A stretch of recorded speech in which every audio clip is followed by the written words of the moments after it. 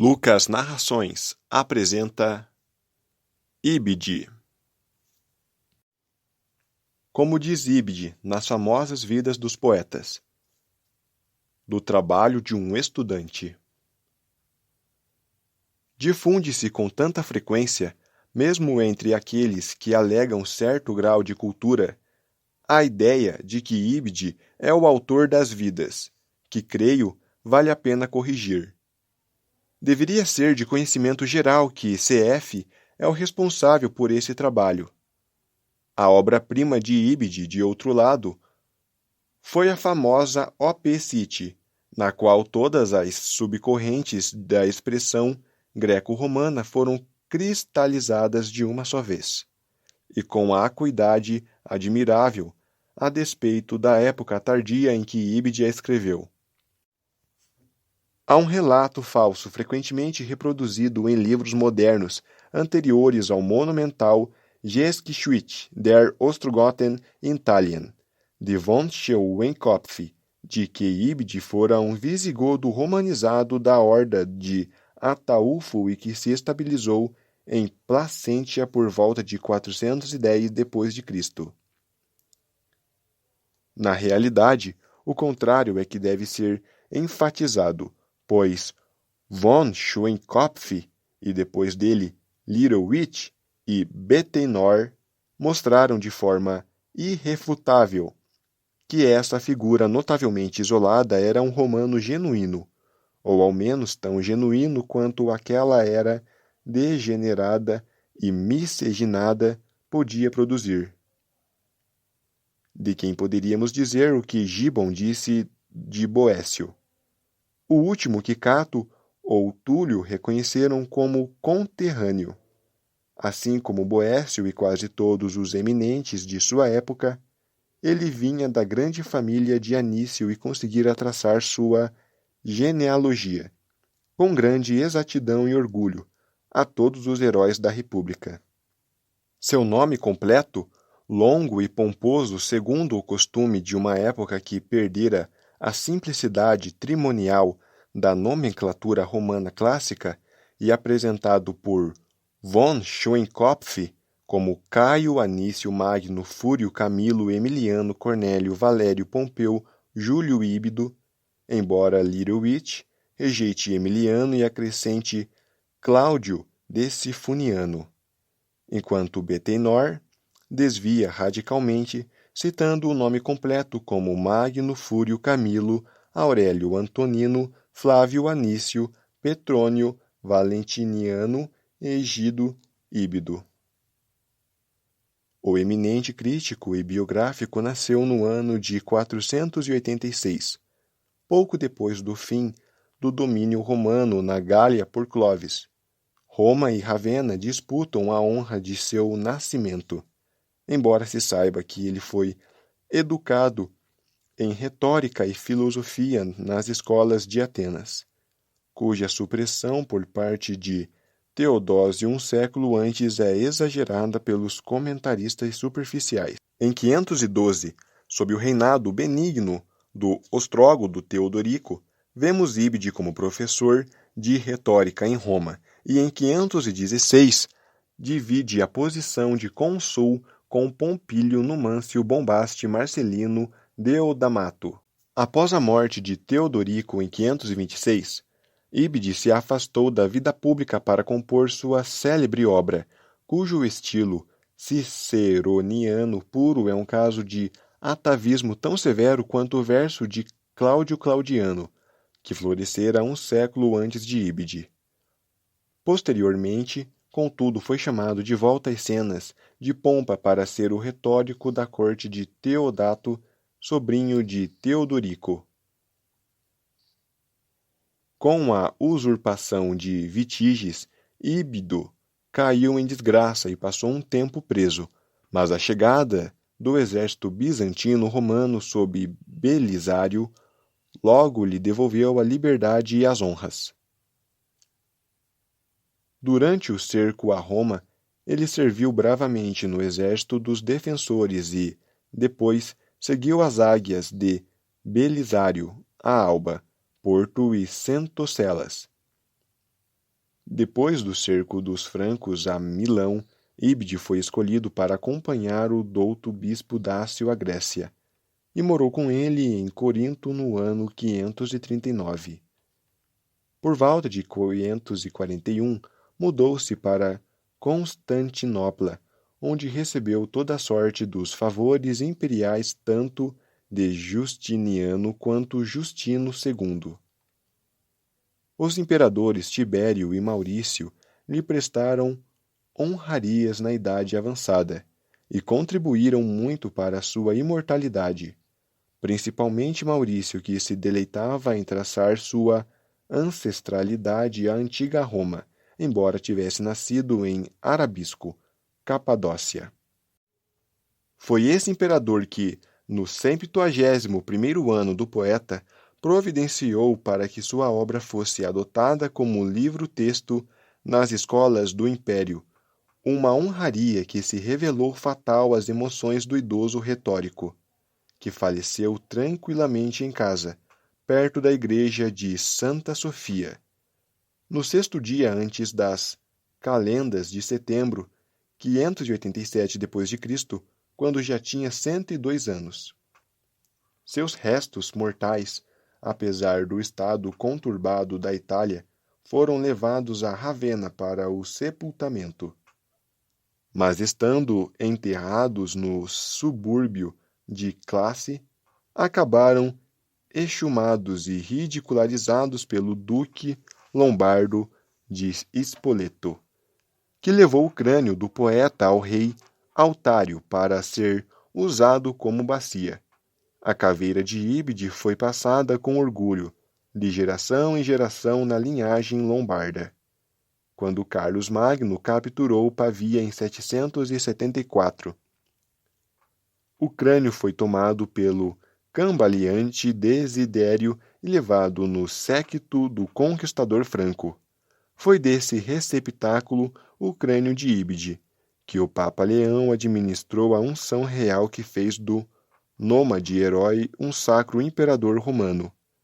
Carlos Magno levou a caveira à sua capital em Aix, presenteando-a logo em seguida a seu professor Sachão Alcuin, após cuja morte em 805 foi enviada à família do professor na Inglaterra. Guilherme, o Conquistador, encontrou-a em um nicho onde a devota família de Alcuin a colocara, achando que se tratava do crânio de um santo que aniquilara milagrosamente os lombardos por meio de suas preces, e reverenciou sua antiguidade óssea. Os próprios soldados broncos de Cromwell, após destruírem a abadia de Baliwalg, na Irlanda em 1650, se recusaram a tratar com violência uma relíquia tão venerável, que, aliás, fora transportada secretamente à abadia por um papista devoto em 1539, quando da dissolução dos mosteiros ingleses pelo rei Henrique VII. A relíquia foi capturada pelo recruta Leaus e Shore Hopkins, que não tardou a trocá-la com Descanse em Jeová Stubbs por um quarto de erva da Nova Virgínia.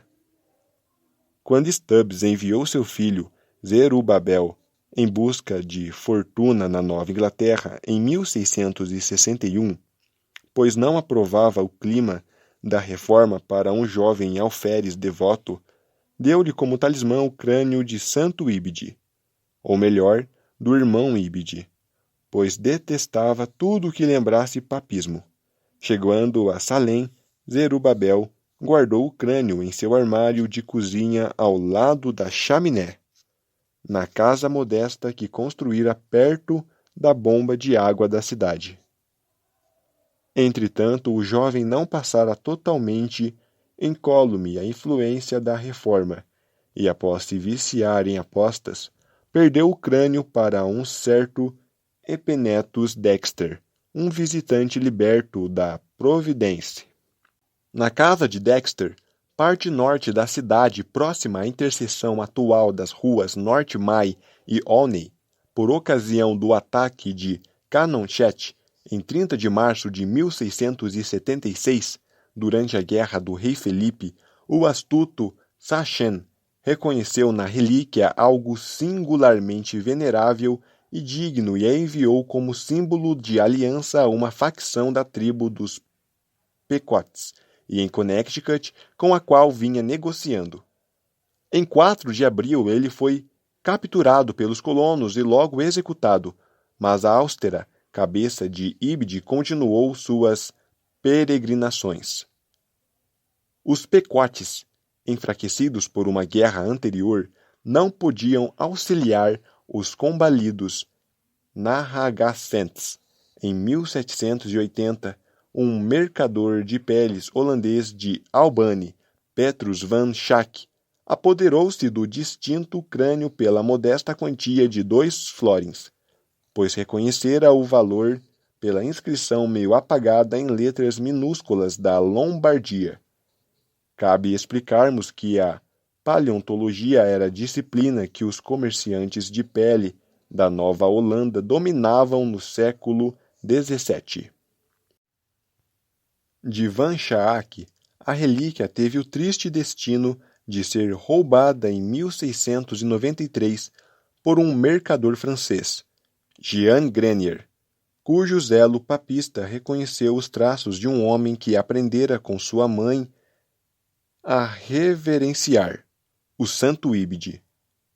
Grenier, inflamado pelas chamas de um ódio virtuoso ante a posse daquele símbolo sagrado por um protestante, esmagou certa noite a cabeça de Van Schaak com um machado e fugiu para o norte com sua pilhagem. Não tardou, porém, até ser roubado e morto pelo viajante mestiço Michel Savard, que pegou a caveira, apesar de seu analfabetismo não lhe permitir reconhecê-la, para acrescentá-la a uma coleção de materiais semelhantes, porém mais recentes.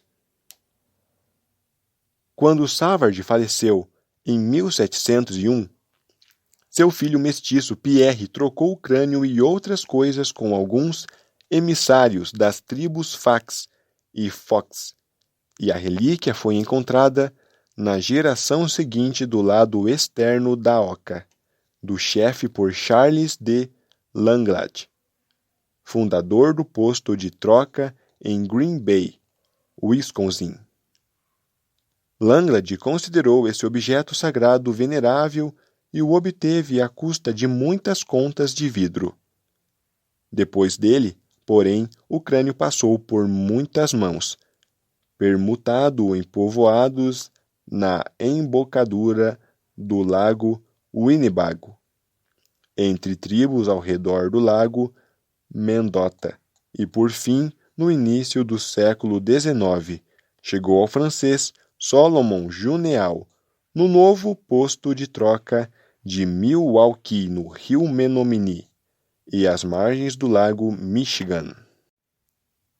Após passar às mãos de Jacques Caboche, outro colono, perdeu-se em 1850 em uma partida de xadrez ou pôquer para um recém-chegado que se chamava Hans Zimmermann, que o usou como caneca de cerveja até o dia em que, sob o encantamento de seu conteúdo, o deixou rolar desde o degrau em frente à casa por uma trilha que se estendia até a toca de um cão de pradaria, impossível de ser descoberto ou recuperado após Zimmermann despertar da embriaguez. E foi assim que o crânio santificado de Caio Anício Magno Fúrio, Camilo Emiliano Cornélio Valério Pompeu Júlio Íbido, cônsul de Roma, favorito dos imperadores e santo da Igreja Romana, jazeu sob o solo de uma cidade em crescimento. Primeiramente venerado em ritos sombrios pelos cães de pradaria, que viam nele uma deidade enviada do mundo da superfície, o crânio caiu no descaso quando a raça desses roedores simplórios, nada imaginativos, sucumbiu sob o ataque dos conquistadores arianos. Vieram as redes de esgoto e passaram por ele. Casas foram construídas, 2.303 delas, depois mais. E por fim, em uma noite fatídica, algo monumental ocorreu. A natureza sutil, convulsionada em êxtase espiritual, como a espuma da bebida típica da região, humilhou os altivos e elevou os humildes, e eis que logo ao amanhecer, quando os aldeães de Milwaukee se levantaram, viram que a pradaria se convertera em um platô. O tumulto foi vasto e extenso. Arcanos subterrâneos ocultos havia anos finalmente vieram à tona. Pois ali, plenamente visível na estrada elevada, mostrava-se em toda a pompa, tranquilo e santificado, o crânio abobadado de Ibidi.